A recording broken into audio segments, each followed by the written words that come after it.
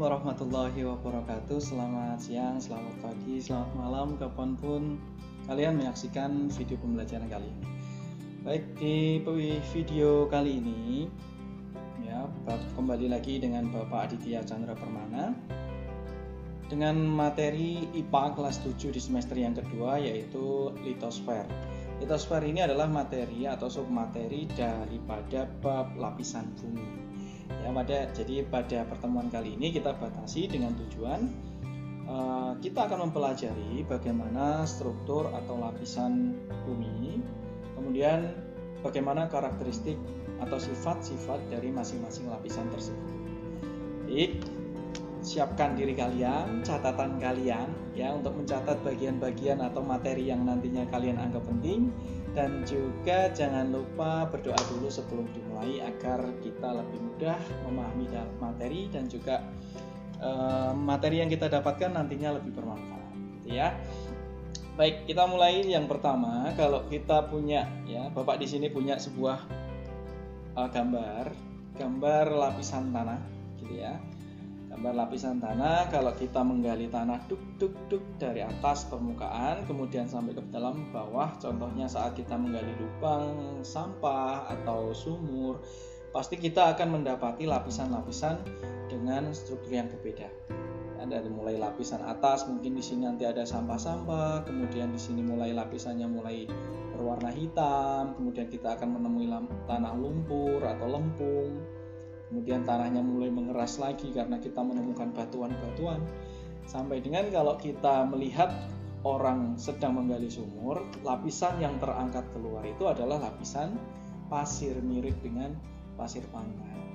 Nah, bagaimana bisa tanah yang kita temukan di kehidupan sehari-hari itu punya lapisan-lapisan tertentu?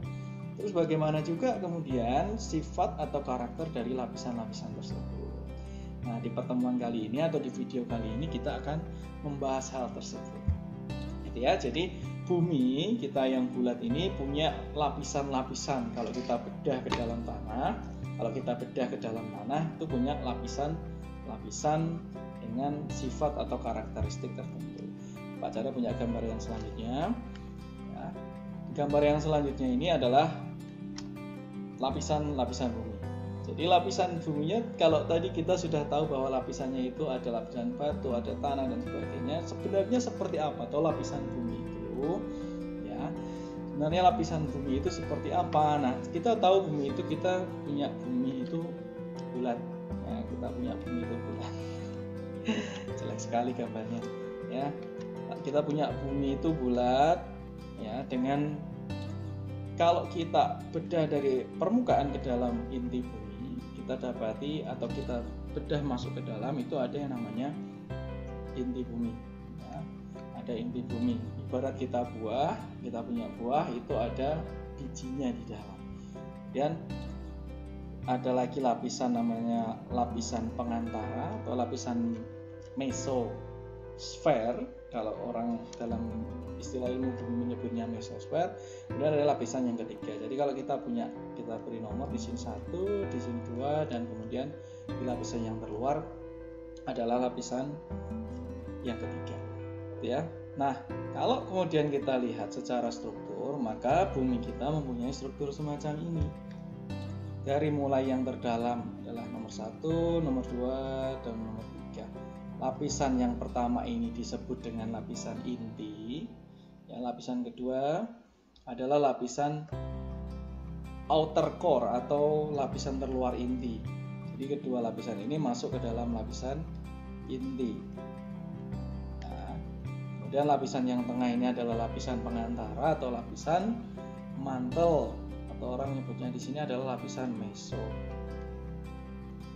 Meso ini artinya tengah. Pengantara inti ini namanya inti, kemudian meso yang kita akan pelajari pada pertemuan atau video kali ini adalah materi yang ini, litosfer. Yang mana litosfer? Litosfer adalah bagian atau kerak terluar dari bumi yang tersusun atas batuan, tanah, gunung, pokoknya permukaan terluar yang memiliki sifat paling keras. Jadi di luar sini ada lapisan litosfer yang terdiri atas tanah dan juga batuan. Gitu ya. Nah, litosfer ini tadi sudah Pak Charles jelaskan bahwa di sini ada tanah dan juga ada batuan. Nah, tanah dan batu tok Pak, berarti Pak, bukan. Artinya tanah dan batu itu hanya mewakili strukturnya saja. Nanti mungkin kalian akan menemukan gunung ya, menemukan lapisan-lapisan tanah tertentu. Oke, jadi pahami. Jadi Pak Charles ulangi. Di video kali ini nantinya kita akan membatasi materi hanya di bagian litosfer ini, litosfer yang terdiri dari tanah dan juga batuan. Oke ya. Baik, menuju ke materi yang selanjutnya.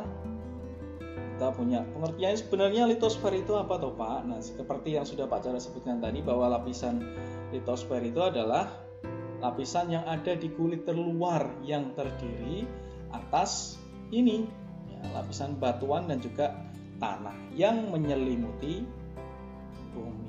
Nah, menyelimuti itu kan artinya di luar. Tidak mungkin kalian pakai selimut itu di dalam baru kaos atau baju, kan tidak mungkin.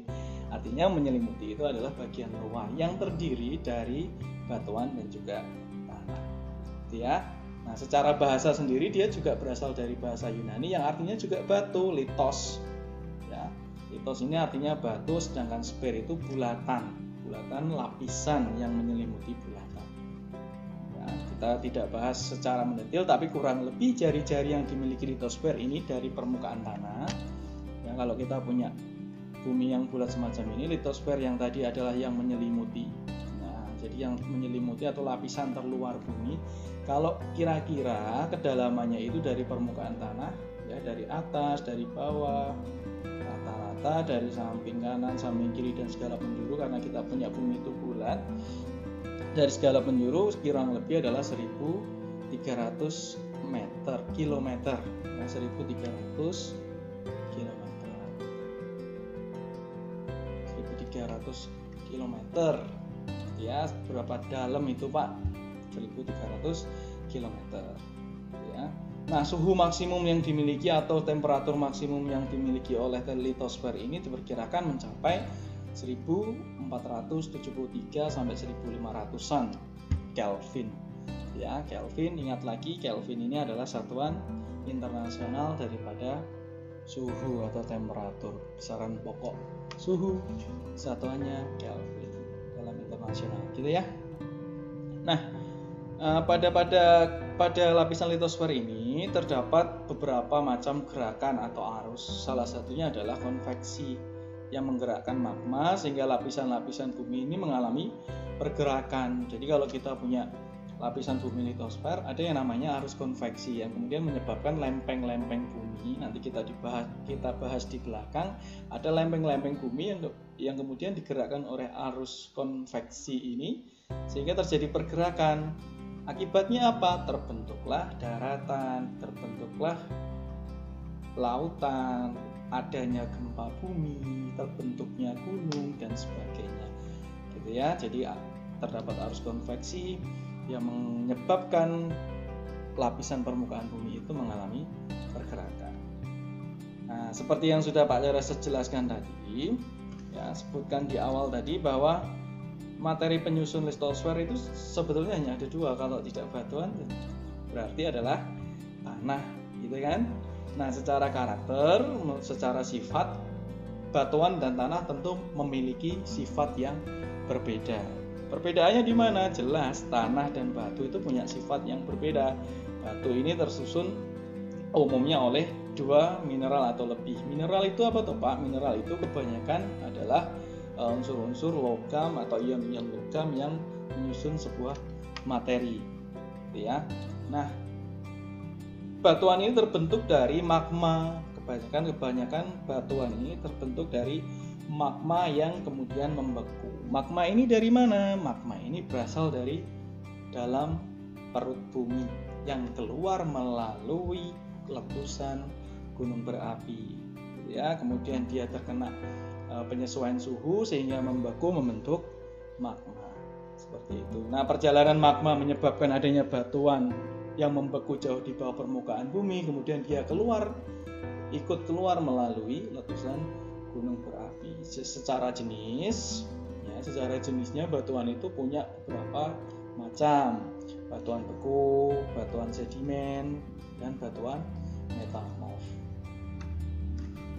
Kira-kira menurut kalian pengertian dari batu beku, sedimen, dan metamorf itu batuan yang seperti apa toh? Nah, ini menurut kata-katanya saja sebetulnya sudah bisa dijelaskan. Ya, batuan beku, batuan sedimen, dan metamorf. Coba kalian sebagai challenge atau tantangan dari Pak Chandra yang pertama, sebutkan pengertian dari ketiga jenis batuan tersebut di kolom komentar, gitu ya. Kemudian tanah ini kalau kita punya batuan tadi kebanyakan merupakan pembekuan dari magma, maka kebalikannya si tanah ini merupakan ya, partikel-partikel mineral yang terbentuk melalui pelapukan batuan. Jadi kalau kita punya batu yang keras tadi, lama-kelamaan kena angin, kena panas, kena dingin, lama-kelamaan dia akan melapuk dan menjadi partikel-partikel yang kecil. Nah, partikel-partikel yang kecil inilah yang disebut sebagai tanah. Ya, partikel yang tersemen maupun, nah ini ada typo, maupun lepas dari pelapukan dari batuan. Ya, materinya adalah mineral dari bahan induk. Bahan induknya siapa? Ya si batuan tadi. Gitu ya. Banyak faktor yang menyebabkan tanah itu terbentuk. Ya, banyak faktor, tapi faktor utamanya adalah 4 ini, yaitu bahan induk, iklim tempat batu itu melapuk, dan juga topografi atau karakter dari permukaan buminya, kemudian juga waktu pelapukannya.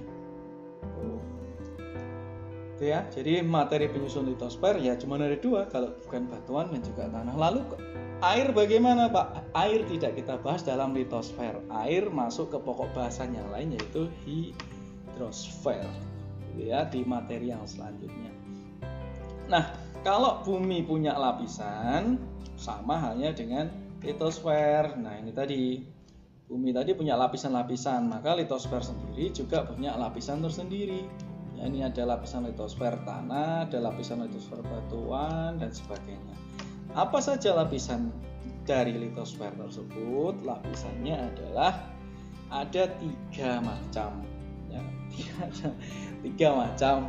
Yang pertama adalah inti lapisan bumi, lapisan bumi. Kemudian yang kedua adalah yang kita bahas nantinya adalah tenaga-tenaga yang menyertainya.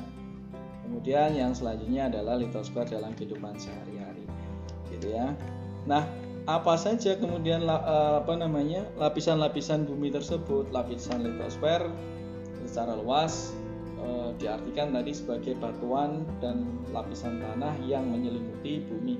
Nah, lapisan bumi itu kemudian lapisan buminya itu apa? Sudah sempat disinggung sedikit tadi di awal bahwa lapisan bumi itu ada 3 bagian. Jadi inti atau barisfer, ya, lapisan inti atau barisfer. Kemudian ada lapisan mesosfer atau lapisan mantel, ada yang nyebutnya juga lapisan astenosfer. Ini ada lapisan mesosfer. Ya, meso itu artinya tengah, mesosfer. Mesosfer. Kemudian ada yang namanya lapisan litosfer. Dari pusat bumi, ya, dari Pak Chandra ingatkan lagi, dari pusat bumi ini adalah barisfer. Kemudian lapisan yang kedua ini adalah mesosfer atau lapisan antara, dan yang terluar adalah lapisan litosfer. Ya, sifatnya berbeda-beda. Kalau kita punya pusat sebagai inti, itu sifatnya padat, bahannya padat, terbentuk dari lapisan nive, Ni. Ya, Ni ini adalah lambang dari nikel. Kemudian V adalah Fe, ferrum, nama atau lambang dari besi. Gitu, yes. Nah, jari-jarinya ini paling besar di inti bumi karena dia inti, ya, yang mengatur kestabilan bumi, maka dia jari-jarinya itu paling besar sampai dengan 3.500 km. Nah, 3.500 km. Gitu. Kemudian dia berada kurang lebih sekitar hampir 3000 km ke bawah tanah permukaan bumi. Ya, jadi diingat sifat dari inti bumi ini adalah padat, tersusun dari lapisan nikel dan juga besi padat kayak kelereng. Ya. Kemudian lapisan yang kedua adalah lapisan mantel atau astenosfer. Ini sifatnya berbeda dengan inti bumi, sifatnya cair. Nah, kenapa bisa cair? Dia sebagian besar tersusun atas magma. Ya, magma ini memiliki, ya, kalau kalian lihat di TV, magma keluar dari gunung berapi itu kan suhunya tinggi atau berupa api. Kemudian dia juga pijar ini artinya menyala. Dia selain bersifat cair, dia memiliki suhu yang tinggi dan juga berpijar. Gitu ya. Ketebalannya tidak setebal inti, ketebalannya hanya 1700 km. Ya hanya, tetapi tetap saja kandel atau tebal. Ya. Dengan lapisan litosfer adalah lapisan yang terluar dengan ketebalan kurang lebih 1200 km. Ya. Dia terdiri dari lapisan sial dan juga sima. Ya, sial, sima. Pak cara tuliskan sial dan sima ini hanya sebagai alat untuk mempermudah kalian dalam mengingat, oh lapisan litosfer dia terdiri dari dua lapisan, sial dan juga sima. Maksudnya apa toh Pak sial dan sima? Yuk kita lihat ya. Lapisan sial dan sima ini maksudnya adalah bagian dari penyusunnya tadi. Si itu adalah silikon, A ini adalah aluminium, dan Ma ini adalah magnesium. Karakteristiknya tentu saja berbeda. Ya, ini tadi sudah. Nah, lapisan sial dan sima ini bagaimana Pak maksudnya? Jadi sial ini adalah merujuk kepada unsur penyusun dari lapisan tersebut. Si dan juga al, silikon ya, dan juga aluminium. Silikon ya ini ya. Silikon. Dan juga aluminium. Nah, ketebalannya kurang lebih dari permukaan tanah itu sekitar 35 km batuan. Jadi kebanyakan dari lapisan sial ini tersusun atas batuan-batuan yang jenisnya adalah metamorf, sedimen, granit, andesit dan lain sebagainya. Ya, disebut juga lapisan kerak. Kenapa kerak? Ya, kerak itu kan kalau kalian masak nasi atau apapun itu kerak itu pasti ada di bagian luar. Nah, maka lapisan silikon aluminium ini merupakan bagian terluar dari bumi yang kedalamannya kurang lebih 35 km. Kok tahu Pak? Apa pernah ngukur? Ya kita ikut ilmuwan saja yang pernah meneliti kedalaman bumi. Silikon aluminium ini, ya silikon kemudian aluminium itu adalah unsur-unsur penyusun utama dari lapisan bumi atau kerak bumi ini yang paling luar. Ya, jadi lapisan tersebut kemudian membentuk kerak samudra dan juga kerak benua. Kerak samudra dan kerak benua maksudnya apa Pak? Ya yang membentuk samudra dan juga benua yang ada di dunia ini, mulai dari Asia, Australia, Eropa, Afrika dan sebagainya sampai seluruh permukaan bumi. Ya, samudra berarti dari mulai Atlantik, Pasifik, Hindia, ya semuanya dibentuk pada lapisan sial ini. Nah, lalu saudaranya ada yang namanya sima. Kalau tadi aluminium, sekarang Ma-nya itu adalah magnesium. Ya, magnesium. Berat jenisnya karena dia kalau kita punya air yang berat itu pastikan tenggelam di bawah, maka lapisan sima ini letaknya juga ada di bawah daripada sial. Nah, karena memiliki berat jenis yang lebih besar. Mengingat kandungannya adalah mineral-mineral berat seperti ferromagnesium dan juga batuan basalt besi. Nah, ferro itu adalah besi. Besi ini kita tahu kan berat, kalau di air dia tenggelam, ingat-ingatnya seperti itu.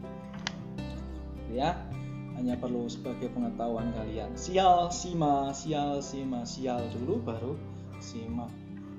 Nah, dalam lapisan litosfer juga terdapat dinamika-dinamika atau kejadian-kejadian yang berlangsung di setiap waktu yang bahkan tanpa kita sadari. Apa saja Pak? Nah, ada dua intinya, ada tenaga endogen dan yang kedua ada tenaga eksogen. Nah, selain tenaga endogen ada yang namanya tenaga eksogen. Pak Cara tuliskan seperti ini, artinya dia bertolak belakang dari namanya endogen. Endo itu artinya di dalam, exo ya, exo ini artinya di luar. Maka tenaga endogen ini adalah tenaga yang berasal dari dalam bumi, sedangkan eksogen itu adalah tenaga yang berasal dari luar bumi. Nah, tenaga-tenaga dari dalam bumi itu apa saja? Yang meliputi ada tektonik ya, tektonik atau tektonisme dan juga vulkanisme. Gitu, yes. Nah, tenaga endogen ini tadi Pak Cara sebutkan ada namanya tektonisme dan juga vulkanisme. Ada sempat di awal tadi disinggung tentang arus konveksi. Arus konveksi itu apa? Atau ternyata arus konveksi itu adalah arus yang membuat lapisan bumi itu bergeser sehingga terbentuklah daratan.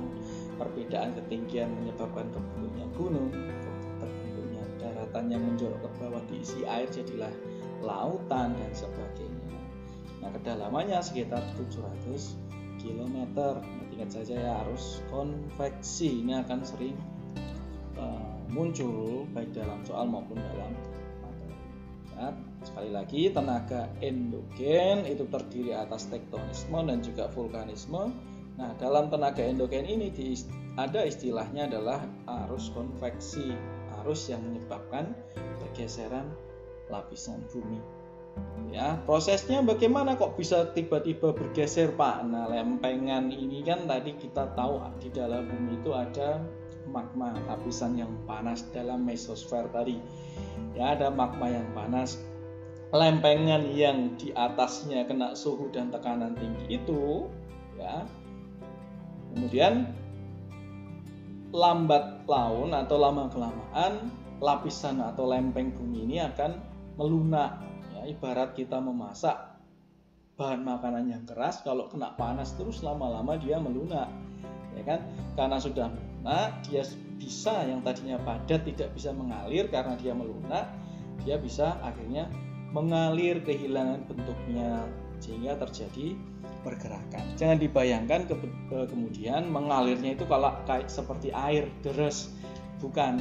Tapi memerlukan waktu yang lama, mengingat lempeng bumi atau lapisan bumi itu adalah sesuatu yang besar sekali. Ya, bumi saja sudah besar, apalagi lempengnya pasti juga besar lempeng penyusunnya. Ya, jadi melunak, ingat-ingat saja, konveksi itu adalah dipanaskan, ya, dipanaskan terkena suhu tinggi kemudian lunak dan mengalir sehingga kehilangan bentuk. Ya, kena panas, melunak, mengalir. Itulah arus daripada arus konveksi. Gitu ya. Lanjut ke tektonisme dan juga vulkanisme. Ini tadi ya. Tektonisme itu apa tuh? Tektonik dan juga vulkanik. Nah, perubahan yang disebabkan oleh arus konveksi tadi, mengalirnya tadi, itu dibagi menjadi dua, namanya tektonik dan juga vulkanik. Kalau kita punya tektonik itu artinya perubahan letak lapisan bumi secara vertikal. Vertikal itu kalau nggak ke atas, ya, atau ke bawah. Sedangkan lapisan pergerakan vulkanik itu berkaitan dengan magma yang mengalir dalam perut bumi. Ya, aliran itu kalau nggak ke samping kanan, ya ke samping kiri, dari tempat yang tinggi menuju ke tempat yang lebih rendah. Gitu ya. Nah, dalam kita bahas satu persatu di materi tektonisme, di pergerakan tektonisme ini menghasilkan lipatan dan juga patahan, karena ada lempeng yang bergerak atas ke bawah, maka terjadi yang satu lipat, ya, melipat semacam ini, ya, atau patah ke bawah atau patah ke atas, gitu ya. Jadi karena adanya pergerakan tektonisme ini menyebabkan adanya pelengkungan, ya, lipatan atau tabrakan sehingga dia patah ke atas atau patah ke bawah, ya. Nah, gerakan patahnya tadi antara ke atas dan ke bawah itu disebut dengan epirogenetik, dan juga ada yang istilahnya adalah orogenetik. Epirogenetik dan juga orogenetik. Epiro dan juga oro. Nah, epiro ini gerakannya sangat lambat sehingga waktunya itu lama sekali karena meliputi daerahnya yang luas.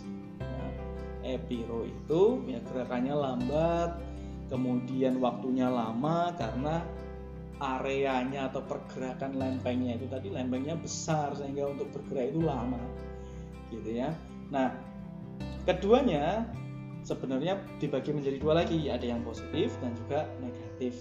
Epirogenetik positif itu ketika daratannya turun, sedangkan epirogenetik negatif itu ketika daratannya naik. Ya, positif ketika turun, negatif ketika naik. Kebalikannya dalam orogenetik, pergerakannya itu lebih cepat daripada si epiro tadi, ya. Orogenetik itu cepat, kemudian gerakannya membentuk pegunungan, terjadi dislokasi letak lapisan bumi dan sebagainya. Gerakannya dibedakan menjadi dua juga, ada orogenetik positif dan juga orogenetik negatif. Yang satu vertikal, yang satu horizontal. Ingat-ingat ada epi dan juga oro. Epi ini maksudnya lambat, ya, lambat karena lempengnya itu besar. Kemudian orogenetik ini dia cepat, ya, membentuk pegunungan dan sebagainya, gitu ya. Nah, dalam materi atau dalam pergerakan lempeng bumi yang lain ada teori vulkanisme. Kalau tadi pergerakan buminya secara vertikal, vulkaniknya, vulkanik ini artinya berkaitan dengan vulkan atau magma, gitu ya. Karena adanya pergerakan, karena adanya magma ini kan panas, hot, ya kan? Panas sekali, maka magma ini membakar atau memanasi lempeng bumi yang ada di atasnya tadi. Nah, pergerakan magma ini lambat laun juga menyebabkan, ya, mempengaruhi pergerakan lempeng bumi. Nah, pergerakan magma ini dipengaruhi oleh apa saja? Ya, ada banyak faktor, namun faktor-faktor yang sangat mempengaruhi pergerakan magma itu diantaranya ada kekuatan dari gunung api itu sendiri, ya, kekuatan dari gunung api. Gunung api kan ada gunung api yang kuat, ada gunung api yang sedang, ada juga yang lemah. Nah, pergerakan magma di bawahnya itu dipengaruhi oleh kekuatan gunungnya itu sendiri. Kemudian tekanan gas yang dimiliki dalam dapur magma, luasnya dapur magma, kedalaman dapur magma. Dapur magma itu apa toh Pak? Misalkan kita punya sebuah gunung nih, ya, ada gunung api, kemudian ini ada kawahnya, ini ada jalur atau jalan keluarnya magma. Dapur magma itu artinya tempat memasaknya magma sebelum keluar. Jadi ini ada magma di sini, ya. Ini adalah dapur magmanya. Ini adalah dapur magma. Nah, dapur magmanya itu tergantung kalau dia dalam bagaimana efeknya, kalau dia hanya dangkal di sini maka efeknya bagaimana pergerakannya, kemudian tekanan gas yang dimiliki dan sebagainya. Nah, efek dari vulkanisme ini, ya, yang dikeluarkannya itu ada 3 macam bahan. Ya, yang pertama bahan cair. Ya, kalau gunung meletus, bahan cair pasti ada magma yang keluar. Magma adalah bahan cair. magma yang keluar melalui kawah kemudian mengalami proses pendinginan oleh udara di luar gunung dinamakan dengan lava, ya, lava. Kemudian ada partikel padat juga, eflata. Partikel padat yang keluar eflata ini terdiri dari bisa batu, ya kan, bisa kemudian partikel-partikel karbon dalam asap. Kemudian ada juga pasir yang dikeluarkan dari letusan gunung berapi. Ya, kemudian ada yang terakhir adalah bahan gas atau ekshalasi. Bahan gas ini yang keluar meliputi dari uap air dan juga koloid asap yang keluar bersama bahan eflata tadi, gitu ya. Itu adalah tenaga-tenaga endogen. Pak Chandra tak ulangi, tenaga endogen tadi ada dua. Yang pertama adalah tektonisme dan yang kedua adalah vulkanisme. Ya, dua. Kemudian yang selanjutnya ada tenaga eksogen. Nah, kalau tadi endogen itu dari dalam, maka kebalikannya eksogen ini adalah tenaga dari luar, ya, meliputi apa saja dari luar. Itu bisa dari cahaya matahari, dari panas, dari hujan, dari aktivitas fisik manusia, ya, dan sebagainya. Tuh. Sebagainya itu maksudnya bagaimana, Pak? Ya ini ada radiasi matahari, ada kena hujan, kena angin, kena gletser. Gletser itu aliran es yang mencair. Ya, kemudian ada organisme. Organisme ini bisa hewan, bisa tumbuhan, bisa manusia, ya kan? Dan pokoknya adalah tenaga yang berasal dari luar permukaan. Kalau tadi di sini ada endogen, yang di luar ini ada eksogen. Endogen tadi ada dua, ya, vulkanis dan juga tektonis. Sedangkan eksogen ini punya banyak jenisnya juga, ada dari organisme, ada dari cahaya matahari dan sebagainya. Ini ya.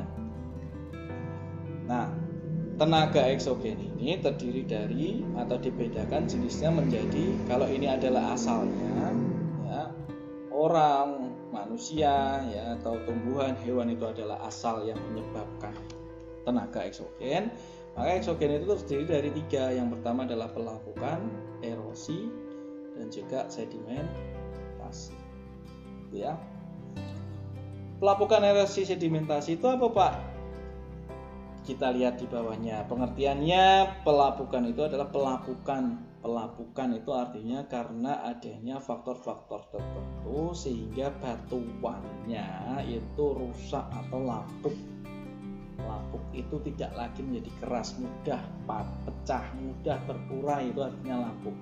Karena apa? Ada banyak tadi, ada organisme, ada air, ada temperatur, cuaca, dan sebagainya. Gitu ya. Nah, terjadi pada lapisan bumi bagian luar, ketebalannya tergantung dari masing-masing daerahnya. Lama pelapukannya juga tergantung dari iklimnya dan juga bahan induknya, ya. Nah, pelapukan ini berdasarkan pelakunya atau yang menyebabkan pelapukan itu dibedakan menjadi tiga. Yang pertama adalah pelapukan kimiawi, jelas dari bahan kimia. Yang kedua adalah pelapukan organisme, ya, pelapukan dari makhluk hidup. Contohnya oleh hewan, tumbuhan, misalnya lumut. Kalau kita punya batuan yang ditumbuhi lumut di atasnya, lama-kelamaan akan menjadi lapuk, pecah menjadi dua, pecah menjadi tiga, dan seterusnya, sehingga lama-kelamaan menjadi tanah. Atau kalau kita punya batuan yang besar kemudian ditembus oleh akar tumbuhan yang besar, itu namanya aktivitas organis, gitu ya. Kemudian yang ketiga adalah pelapukan fisis atau mekanis. Ini biasanya berkenaan dengan aktivitas fisik seperti adanya gempa, adanya pukulan, dan sebagainya. Intinya adalah sifatnya fisik, ya, gitu. Nah, jenis yang kedua selain pelapukan yaitu adanya erosi, ya, adanya pelapukan. Yang pertama tadi pelapukan, yang kedua adalah erosi. Nah, erosi itu apa? Erosi itu adalah pengikisan atau pengangkatan lapisan tanah karena adanya gesekan air atau angin atau gletser. Gletser itu apa toh? Gletser itu tadi sudah Pak Cara sebutkan sedikit bahwa gletser itu adalah es yang mencair atau sungai es, sungai aliran es biasa banyak terdapat di daerah kutub atau pegunungan yang tinggi. Ya, dampaknya erosi itu apa? Puncak-puncak gunung itu menjadi tajam, yang tadinya kotak semacam ini, mungkin pembentukan batuannya karena adanya kena hujan, ya kan? Ya terkikis sedikit demi sedikit, lama-lama puncak gunung itu membentuk semacam ini. Yang ini, yang Pak Chandra arsir ini, dia terkikis erosi, hilang menjadi batuan, menjadi tanah di sini, sehingga puncak gunungnya menjadi hanya semacam ya, puncak gunung tajam menjadi lebih rendah, dangkal dan juga bulat. Nah, erosi-erosi yang parah yang secara tiba-tiba dengan volume yang besar disebut dengan longsor gitu ya. Nah, gaya gesekan pada saat pengangkutan lapisan bisa menyebabkan adanya perubahan ukuran batuan. Seperti Pak Cara singgung tadi, kalau batuan yang di sini terkikis demi sedikit demi sedikit, lama-lama gunung yang besar ini bentuknya menjadi lancip karena batuan-batuan yang di sisinya tadi, ya, batu-batuan yang di sisinya tadi yang ini ya terkikis, pecah menjadi kecil-kecil sehingga perubahan ukuran batuan sehingga menjadi tanah. Ya, bentuk erosi macam-macam, pengikisan tanah, ya, ada erosi permukaan, ada erosi alur, kemudian erosi parit karena adanya parit, kemudian tebing sungai dan sebagainya. Oke, next. Yang terakhir, tenaga eksogen adanya pengendapan atau sedimentasi. Nah, kalau tadi kita punya semacam ini menjadi gunung, yang bagian erosi atau terkikis ini kemudian mengendap di bagian bawah, menjadi tanah, menjadi batuan-batuan yang lebih kecil. Proses pengendapan inilah ya yang disebut dengan sedimentasi atau pengendapan. Ya, jadi pengendapan material erosi yang tadi terkikis aliran mengendap menjadi sedimen atau prosesnya dinamakan dengan sedimentasi. Terjadi pada daerah yang cekung, datar atau bagian bawah dari suatu lereng, ya kan? Cekung, datar ataupun bagian bawah dari lereng. Ini bos, ya.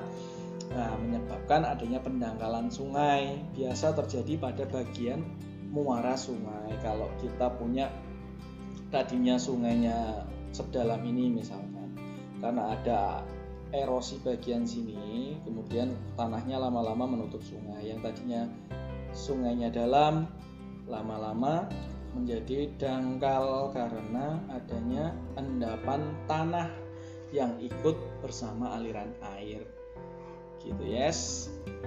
Itu kemudian yang terakhir adalah litosfer dalam kehidupan sehari-hari. Pemanfaatannya bagaimana? Maka ada beberapa pemanfaatan dari litosfer itu sendiri. Yang paling banyak adalah sebagai sumber energi karena adanya pelapukan batuan tadi kemudian di dalam perut bumi menjadi atau sebagai sumber dari barang tambang yang mulai dari batu bara, minyak bumi, uranium dan sebagainya.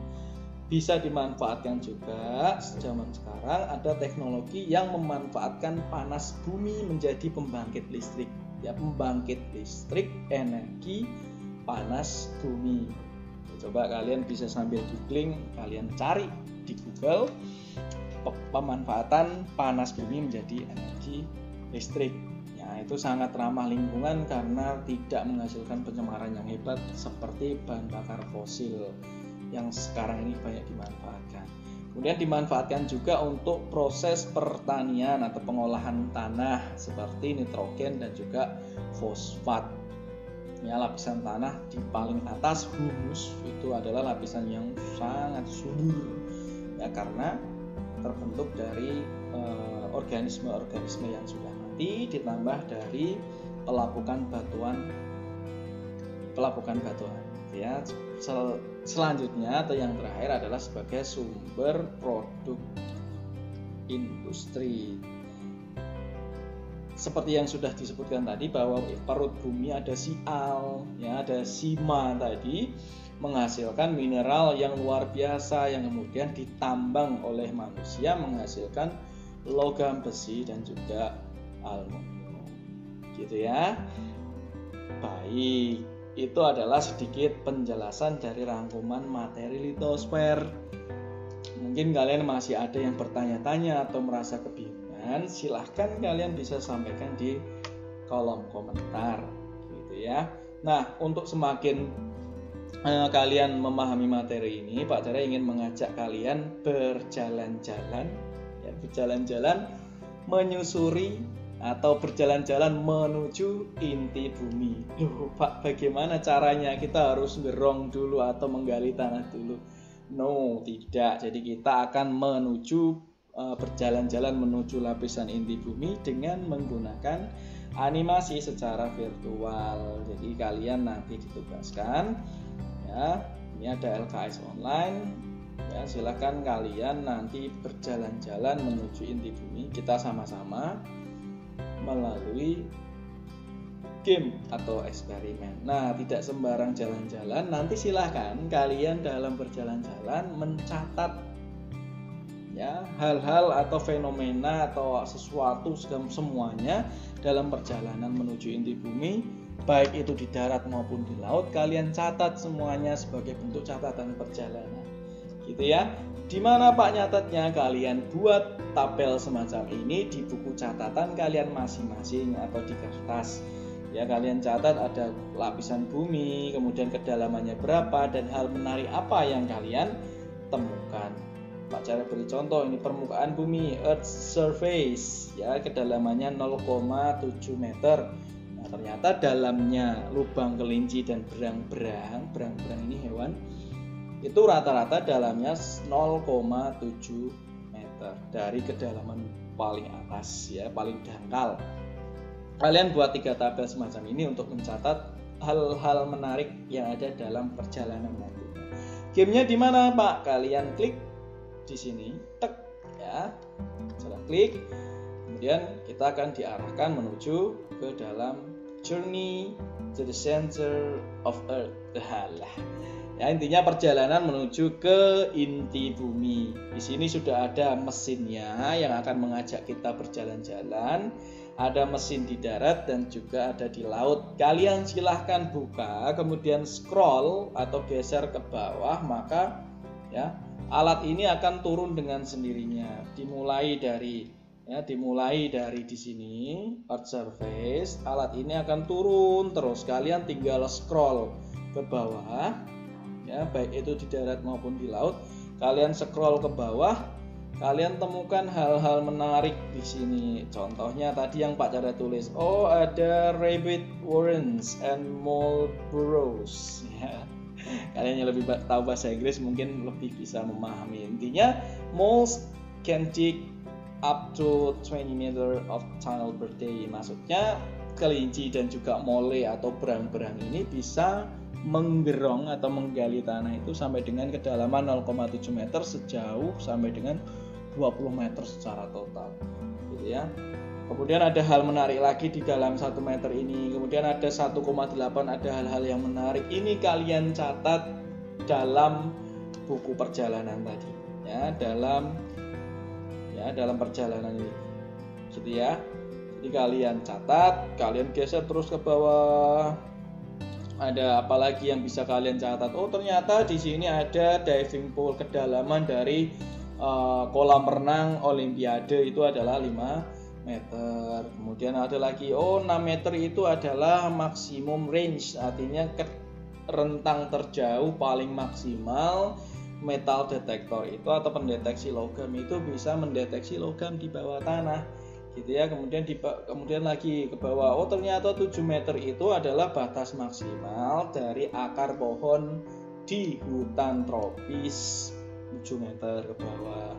Kemudian ada 8 meter, oh ternyata ada yang bisa menggali kehidupan di bawah tanah itu sampai dengan 8 meter. Kemudian apalagi ini ada 7 pagodas of suspected location. Jadi ada situs pagoda yang kemungkinan terendam di dalam air sedalam 8 meter dan seterusnya. Kalian menggali terus sampai bawah gitu ya, sampai kemudian nanti kalian menemukan hal-hal menarik. Jangan lupa untuk dicatat dalam catatan perjalanan ini gitu ya. Baik, saya Pak Chandra Kira cukup sekian. Ingat, tetap jaga kesehatan ya, jaga protokoler kesehatan, pakai masker, sering cuci tangan ya, jaga jarak ya. Pak, kalau kangen gimana, kan hanya beberapa meter ya, supaya pandemi ini cepat berlalu, kalian tetap sehat, bisa belajar dengan normal kembali, karena Pak Chandra juga sudah kangen sekali dengan kalian semua ya, sudah sangat kangen, pengen ketemu, kan tidak enak juga pembelajaran semacam ini jarak jauh gitu ya.